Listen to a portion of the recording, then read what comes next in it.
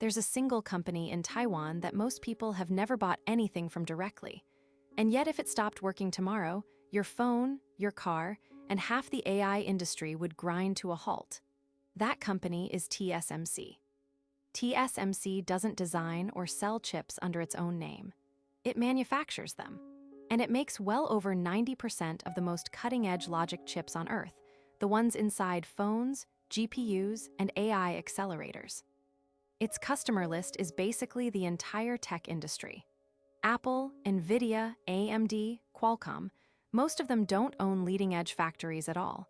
They design the chips and pay TSMC to build them. That model is called fabless, and it became the industry standard.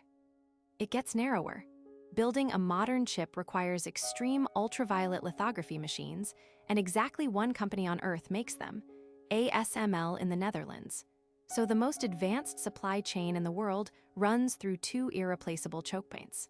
One Dutch machine maker, one Taiwanese fab. This is where the so-called silicon shield theory comes in. The idea is that Taiwan's chip dominance itself deters a Chinese invasion. Everyone, including China's own tech industry, is so dependent on TSMC that a war disrupting it would be catastrophic for all sides. But critics aren't sold. Deterrence built on economic interdependence has failed before in history, and China's leadership may weigh reunification as a strategic priority that outweighs short-term economic pain.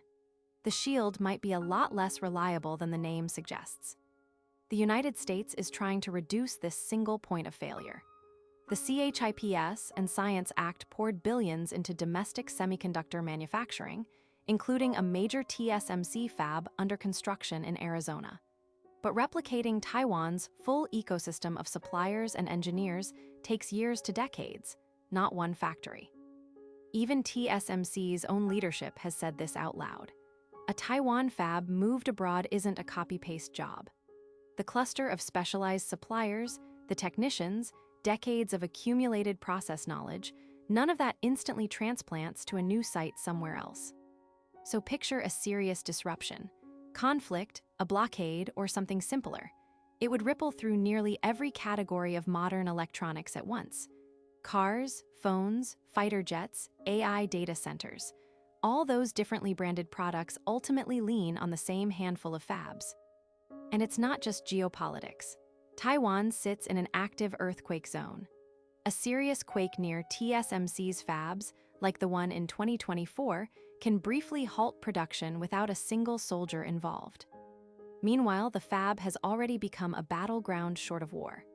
The US has restricted advanced chips and chip-making equipment from reaching China, specifically because of TSMC's central role, trying to keep the most advanced manufacturing out of a rival's hands. Here's my take. Most global choke points are structural bad luck. A canal, a cable, a mine. TSMC is different.